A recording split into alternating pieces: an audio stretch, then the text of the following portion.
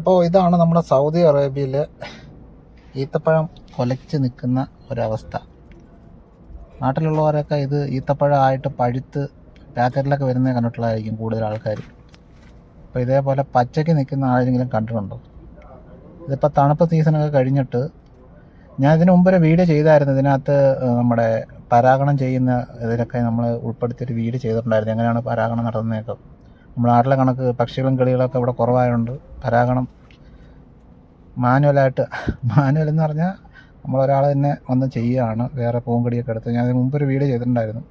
അപ്പോൾ ഇവിടെ നല്ല വെയിലാണ്, ഇപ്പം കട്ടയ്ക്ക് വെയിലായി, 50 ഡിഗ്രി അടുപ്പിച്ച് ചൂടായിട്ടുണ്ട്. അപ്പോൾ ഇനിയിപ്പോൾ ഈത്തപ്പഴം എല്ലാം കായ്ക്കുന്ന സീസണാണ്. കായ്ച്ച് ഈ വെയിലടിച്ചിട്ടാണ് ഇത് പഴുക്കുന്നത്. അമ്മാതിരി ചൂടാണ് അടിച്ചുകൊണ്ടിരിക്കുന്നത്.